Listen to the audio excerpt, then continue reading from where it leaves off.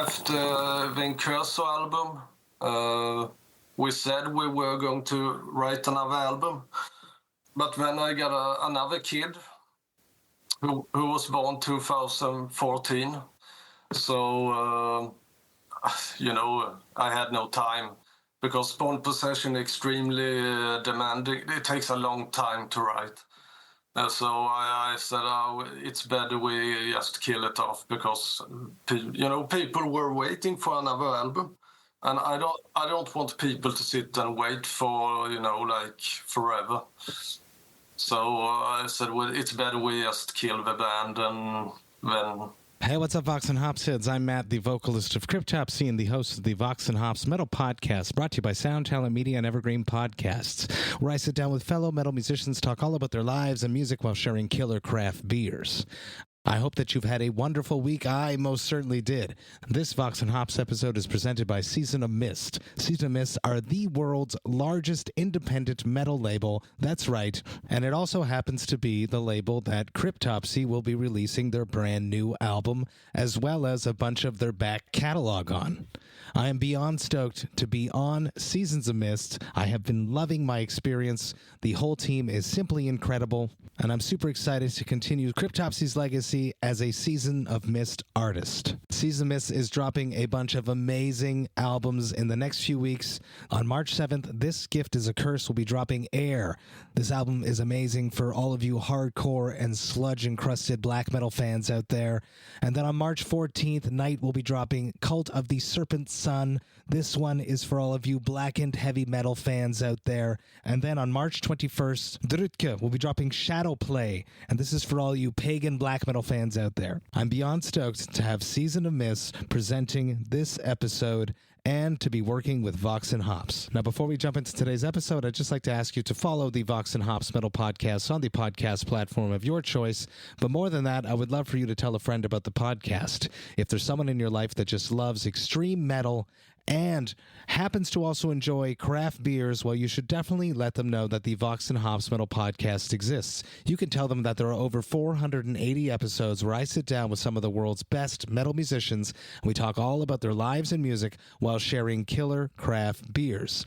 If you would encourage one of your craft beer-loving metalhead friends to become a brand new Vox&Hops head, that would be something that I would truly appreciate. Now, today in the podcast, I'm very stoked to be with Jonas Bryssling of Retromorphosis. Get ready, everyone. This is Vox&Hops, episode number 488. I warn you, what you are about to hear is very disturbing indeed. Hey, what's up, everyone? Today I'm very stoked to be with Jonas Bryssling of Retromorphosis. Jonas, how you doing? You're saying you're under the weather a little bit. I don't know if you want to talk about that on the podcast. You can. It's human. You're fighting a cold, but you're here talking about metal with me nonetheless, and I appreciate that. Yeah, I have a little bit of a man cold. We appreciate you taking the time and hanging out with us nonetheless. Vox&Hops, typically I hang out with my metal friends talking about their lives and music while sharing craft beers, but you're just not up for it tonight. You're going to drink some water. Is that correct? Yeah, that's right. No beers for me tonight. I'll drink for both of us, Jonas. Yeah, I do. Yeah, please do that. On my I side, sorry, keep going. I will drink on Friday, I promise. That's true. I am drinking something. It's a newer beer from Dieu du Ciel. Dieu du Ciel is a classic brewery from here in Quebec, Canada. One of the pioneers of the craft beer industry here in Canada, Quebec. This is a Mon Ami, c'est une pinte. This is basically like, it's just a blonde beer. It's like, here, my friend, this is just a normal blonde beer. 5%. I'm going to crack this, and I would love to hear about your first beer. Do you remember the first beer you ever drank, Jonas? I remember I took some sips when I was really young, but the first time I was drunk, I was 11 years old. Oh, wow. Okay. We were visiting a friend to our grandmother, and they are a little bit wacky, and he came with, boxes with beers. And, do you want some? Yeah, so I got fucking drunk. I would imagine so, yeah. Yeah. So I was 11. Wow. And was it a positive thing, or did you wake up and just it was not a positive thing? No, I loved it. I thought it was amazing. Well, you I never know, only, right?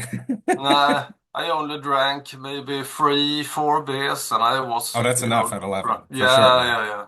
So Now I you, was drunk and happy. wow.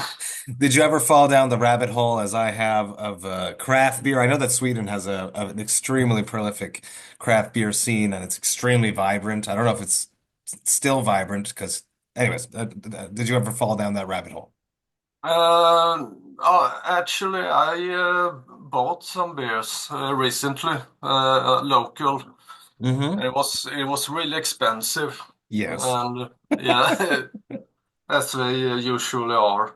But it was okay. It had some taste of banana.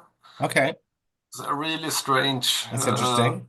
Yeah, a really odd beer. Sometimes But that comes I around with like Hefeweizens. They have a little clovey banana vibe to it, but it depends on the style of beer. Yeah. yeah. But I have a friend in my hometown. He makes his own beer and Nice. has his own brewery and everything. Very cool. So yeah, he's really into it. That's what it was. Either you're like super into it and it's obsessive and it takes over your life and then you gain 30 pounds, or Yeah, you're more moderately into it and then you can just enjoy normal beers too. yeah. I only drink the cheap ones, It's the smart move mostly. to do for your budget. I like that. Talk to me about the soundtrack of your youth when you were growing up in your parents' or guardians' house. What music was playing when you were not in control of the radio? What music were your parents or guardians listening to? I grew up in a family where everyone had its own stereo. Wow, that's So cool. yeah, so my oldest brother, he listened mostly to like 80s pop music and some hard rock and some thrash. And my other brother, he listened to ZZ Top and Sisters of Mercy and Depeche Mm, Mode. And my father downstairs, he listened to, like 60s music, Beatles, ABBA, Roy Orbison, Elvis and stuff like that. And I was blasting thrash metal and death metal. It was always music when I grew up, that's all the cool. time, all the time. Was it the everyone getting their own radio because people were arguing about it? But what Yeah, was is that was the yeah, solution was like everyone just gets their own, take it to your room and listen to what you want by yourself? yes, because everybody wants to listen to their own Mm. records. So at the beginning, I remember that I was like 9 or something, and my father bought a stereo for us. So we were supposed to share that stereo. It didn't It didn't work work out. out. No, He's like, never no. mind, I'm buying more. Was there Yeah. like a competition of volume in the house where Yes, it my father was the worst. My I being the fucking loudest? God. That's funny. Yeah, the whole house was vibrating, Oh, and he cool. bought bought this bass sub speakers. Yep. Back in the day. Yeah, Yeah, yeah, he yeah. had those. So I locked my door and I just crammed my stereo, and he couldn't hear my music because he was playing Yeah, so loud. but he was smart and he bought himself the best sta sound system. Yeah, So he knew that there was no competition there that he couldn't win. yeah, exactly. So no, it was a very musical upbringing, I must That's say. awesome. That's really cool then. Yeah. Yeah, and my father plays also. He plays guitar and keyboard Wow. and record. He has his own studio and home studio. Not a fancy one. It's pretty simple, but yeah, Functional. yeah, That's exactly. that's that's awesome and inspiring. Was it that even the case back in the day, or is that more so now with the new technologies that make it easier to record at home? I didn't Oh, understand sorry. that. Did he have a recording studio back in the day? Like, could he record himself back in the day, or is it more of a modern thing because it's so much easier now with the technology becoming easier and cheaper to record at home? Yeah, it was. You could say it was the beginning of the digital Okay. age, laser discs and things like that. And he had a small mixer board, and I think no, he had two, and he had all these I don't know what to call it, effect racks or whatever you call it, different equalizers and reverbs.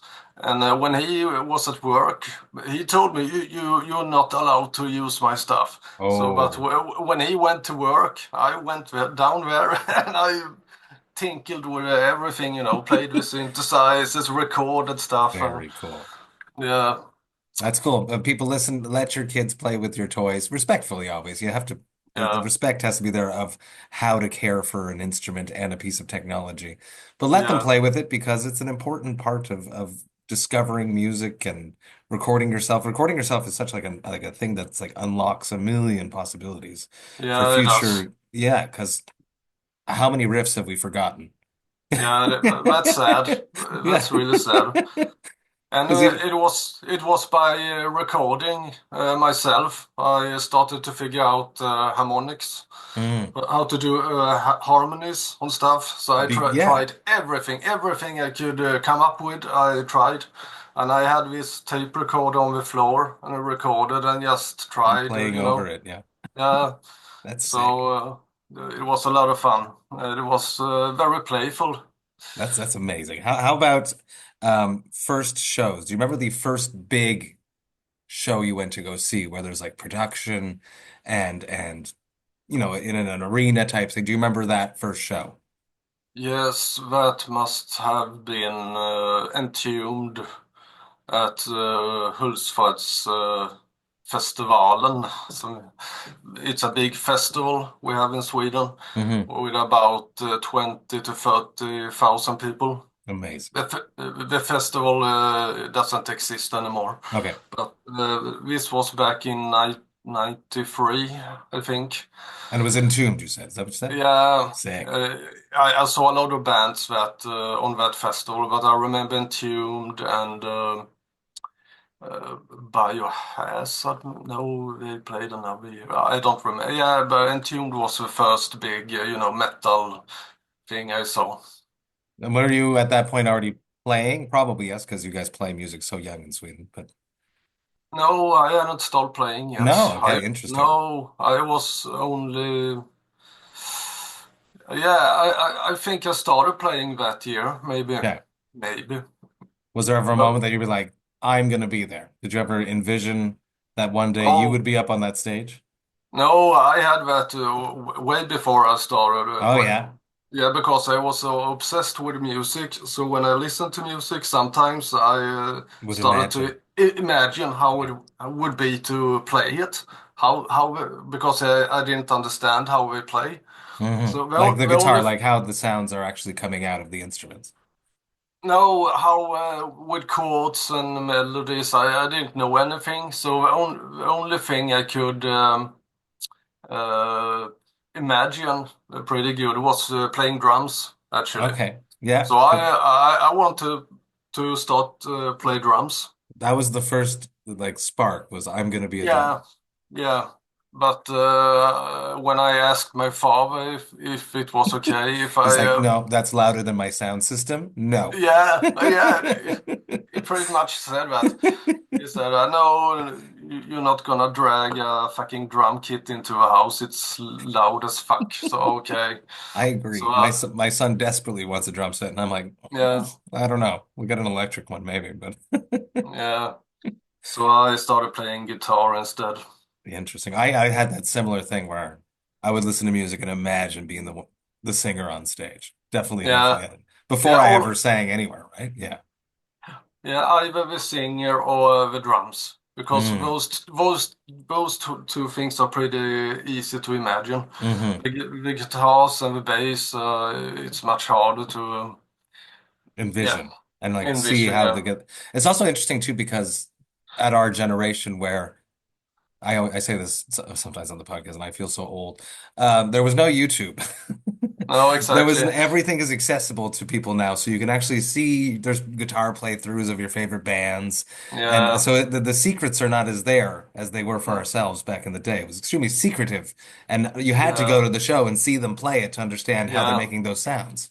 yeah. That's a really great point. Hmm. People are really spoiled today with I hope they know tabs. that. Yeah, with tabs and playthroughs, and they can log into Facebook and just ask, you know. Yeah, as you said, we had nothing, Hmm. absolutely nothing. So you had to use the imagination and Yeah. go to shows and just watch what the hell are they doing.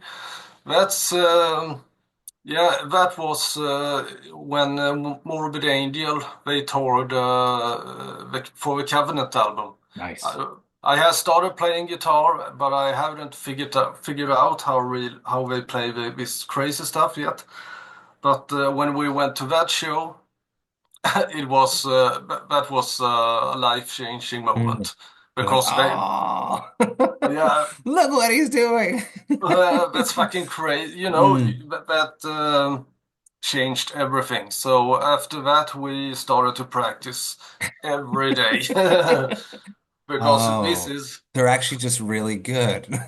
yeah, I wonder if there's like a lot more happy accidents that happened, people trying to figure out how to make sounds with an instrument yeah, on their own and then coming up with all these weird sounds. Let's say, like, I'm thinking like Gorguts has that weird album from the 90s where he makes all these weird sounds with his guitar. And I wonder if those are just happy accidents yeah. of trying to make other sounds. The Obscura Exactly. Yeah. album. That's it. Yeah. Yeah, Yeah. yeah. That's really. I think we tuned the guitars different also, He's such just a to make it force them to play. differently. Make yeah. It's like, let's be as So uncomfortable as possible. yeah, What do that's you, let's just throw off our balance completely. but Interesting. but today there are not lots of bands, but there are several bands playing like that Mm. now. So you see, it's the evolution, I, dissonant just yeah, hey, stuff. exactly. Hell yes. I got to get Luke on the podcast. I'm putting it out into the world there. I've never had him. Almost 500 Uh, episodes. I definitely want to get him. Um, let's talk about Retromorphosis. New band. It's interesting. It's a freeing yeah, band, from what I've read in the press release. You have a lot more freedom after Spawn of Possession, had so many rules. Now yeah, you're completely free. Let's start with that. yes, Let's start with having the bite of making death metal again. yeah. That I had a long break from listening to death metal, like 10 years Even or listening something. to death metal. Yeah, I didn't listen or do anything Interesting. except writing songs for Spawn of Possession. Yeah. So that was the death metal I heard was my own riffs. Isn't that funny? That So happens to us in Cryptopsy too. It's like we're so yeah, close and extreme that we just don't even want to have any more of it. no, exactly. You get a little bit tired of it. So I only listen to like classical music and some heavy metal, some thrash bands, but Stuff nothing. that you used to listen to in the 80s, probably. Yeah, stuff you grew up with. Exactly. So, but around 2014, I found my own vinyls, my old vinyl collection with death metal albums and stuff. But I had no turntable, so maybe I should buy one. So I went down and bought one, and I started to listen, and I got the itch again, from listening to those old records. And then I started to buy a shitload of records. So I found a lot of new bands playing, the old school style. I didn't knew that. I didn't knew it was a thing, to It's a play big that. thing. It's really Yeah, it's a interesting. big. Yeah. Yes, I have a lot of new favorite bands. There's bands just crushing it now, like Sanguisugabogg, Undeath about a year and a half ago. Just Yeah, crushing this and bringing this whole new generation back to old school death metal. yeah. It's super interesting. So, yeah, I got rich from that, listening to all that. Fuck, I have to write something. Were you the type of person that when Spawn ended, that you just weren't playing guitar anymore, or were you composing music just not death metal during that let's say the vacant years when you weren't doing death metal? Were you still composing music that just wasn't death metal, or were you just not writing at all? I was writing a little bit of everything. Wrote some black metal. I had Anything but some, death metal. yeah, basically. After the Incursor album, we said we were going to write another album, but then I got another kid Yep. who was born 2014. So, I Yep. had no time Yep. because Spawn Possession extremely demanding. It takes a long time to write. So I said, oh, it's better we just kill it off because people were waiting for another album, and Hmm. I don't want people to sit and wait for like forever. So I said, well, it's better we just kill the band and then you know. No, I was writing some black metal, some thrash, some classical stuff, I guess. And then I started to write some death metal again, old school style. And I had a bunch of those songs. I had like maybe 14 songs. Wow. Okay. So Maybe when it's time I put this into something. yeah, yeah, I had that feeling. Uh, maybe I could do something with some of those songs. Hmm. So I took 3 or 4 of them, and then I wrote the rest is completely new. Interesting. Okay. You picked like your three, four favorites that really sort of shine together and then built other Yeah, things around that. exactly. Because, So so yeah, so because I, writing I old school death metal songs can mean a bunch of things, right? So, yeah, exactly. yeah. So, those three songs have a little bit different style, which makes it freer for me to write. It doesn't have to be like super technical all the time. So, some The songs are a freedom, little bit, the yeah, freedom. You're free yeah, from the spawn of possession umbrella. I always talk about that yeah, whenever I get interviewed, I talk about the cryptopsy and umbrella and how we have to uh, write things that fall underneath this. If not, it yes, doesn't work. yeah, Very hard.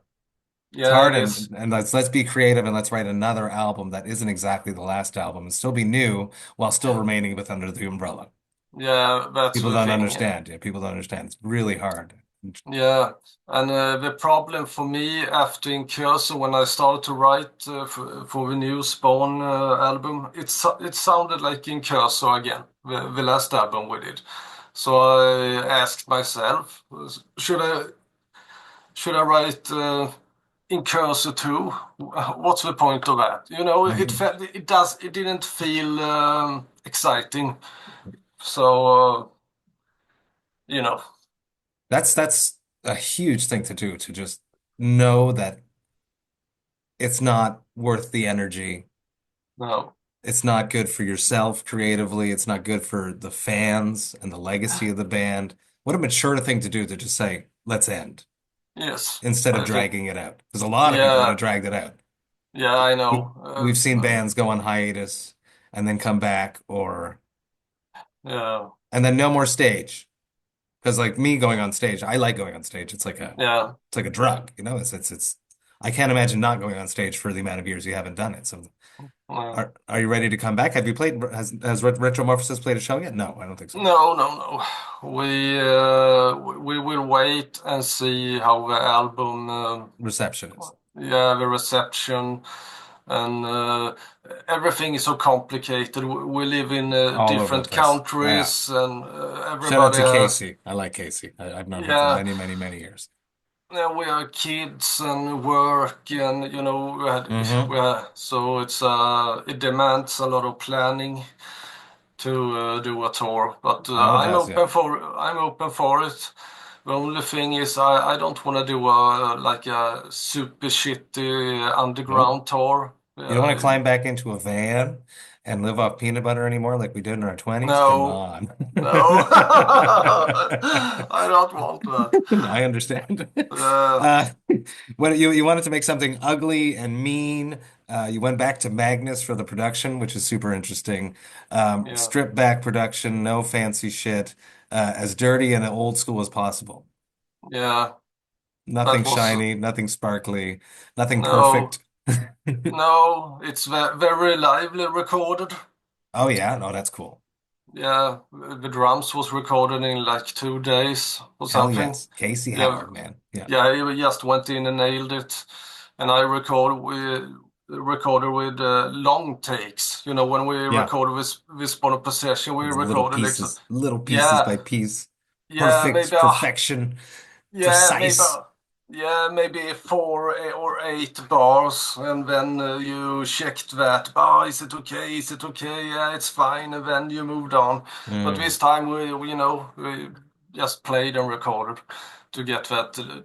It sounds more dirty in my ears. It sounds more lively and a little bit gritty. that's awesome. I know exactly how you're feeling because we're about to hand in our record for seasons, and we're so close to it that it's hard Yeah, for us to look at it and know if it's actually good. But yeah, you're already I at the know, point I where know. Yeah, I have you no idea. When we record it, you listen to it. The only thing you are thinking about is it tight? Is it? Mm. Can you hear everything? It's and you heard it so many times that you can't. You don't know anymore. It's So crazy. I know the feeling. It's So scary. yeah, it's scary. But So you guys are there. You've dropped singles. The response is positive, so that's exciting. yeah, that's exciting. We're So both on Seasons of Mist. They're actually presenting this episode. I love my experience so far. Talk to me about that decision, bringing Retromorphosis 2 seasons. I noticed, I checked before we got on. Relapse dropped your last one with Spawn. I'm yes. wondering if Gordon had anything to do with this, or if I'm just totally off the mark here. Why seasons? How did that conversation happen, and why are you on Seasons of Mist? Yeah, Relapse. We asked Relapse first, I think, and they said they don't want to release a new band. Okay, They only want to release Spawn of Possession. established. Or Yeah, oh, established. So okay. they want to release Spawn of Possession. So okay, we're not gonna release it there. So I started to email a lot of labels, underground labels. So, and most of them wanted to release it, but they had no money.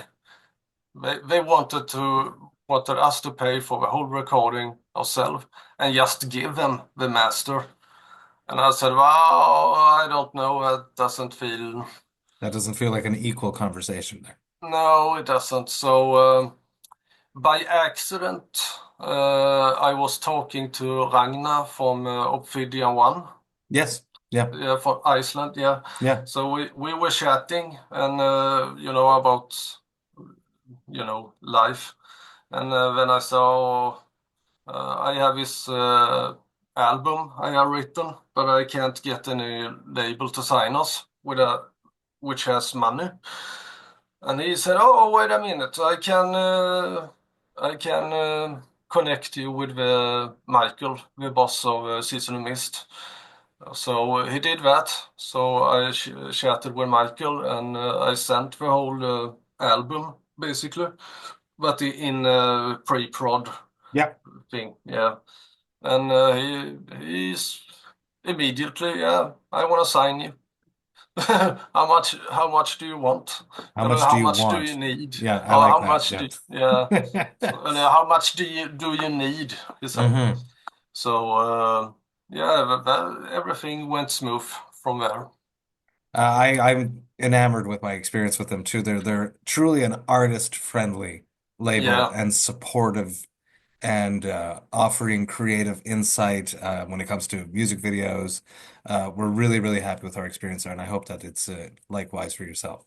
yeah, yeah. Super, super friendly and easy to contact, and yeah, I like them. a lot. That's awesome. I'm super excited about all that. Talk to me about if you could, a tour with money where you're not eating peanut butter and climbing into a van. Who would you want Retromorphosis to go on tour with so that you stand in front of the perfect crowd every night? If you could choose like a headliner, a direct support, and then you guys opening it up. A 3-band package, a dream package, because more than 3 bands is annoying people. Uh, oh my God, that's difficult. What bands draw the largest crowds? It depends. Cannibal Cannibal, They were on top of my list right there. yeah, Cannibal Corpse. We toured with them twice before. It Hmm. was packed every night. Yeah. So And they're I super will nice. yes, yeah. So I would probably say Cannibal, and I have never seen Gorgats live. So I would probably put Gorgats. There you go. That's a package right there. Cannibal Yeah, Gorguts, Retromorphosis. I want to see that in 2026, maybe. Let's give it a bit of time for the album to come out and for the yeah, touring cycle to come around. yeah, sure. I have one last question for you. It's the classic Vox&Hops wrap-up question. It's definitely not going to happen to you today because you're not drinking, but maybe on Friday night. More so, it's a question for Saturday morning. What is your hangover cure? If you wake up and you're not Oh, feeling well, what do you do? that's a good question, but I don't get hangovers anymore Good for you. because What's the secret there? Yeah. the secret is I eat before I drink Okay. a lot. Yes, Yeah. and before I go to bed, I eat also, and I Mm-hmm. drink water. Mm-hmm. So I only feel a little bit shitty the first hour in the morning, a little bit like that.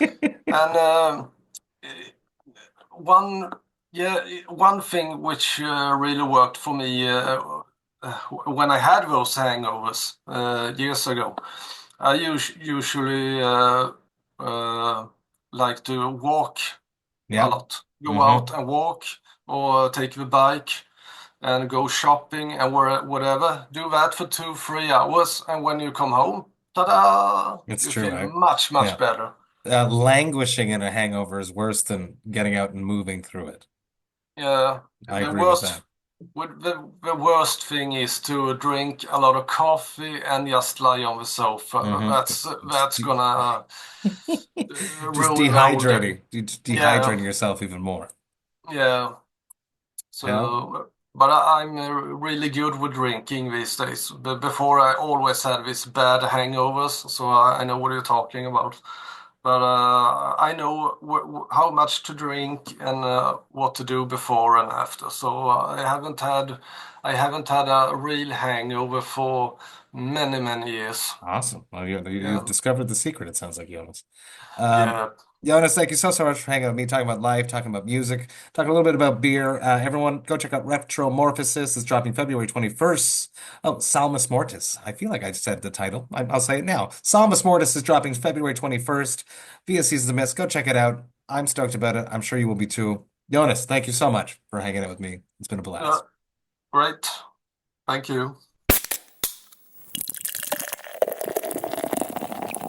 Hey, thank you all so much for listening right to the end. You know that I love and appreciate that. Man, this was an incredible conversation. I am always excited to connect with musicians that are also on my record label, Seasons of Mist. And this one is a special one. So interesting to hear about someone unlocking the chains from their musical creativity.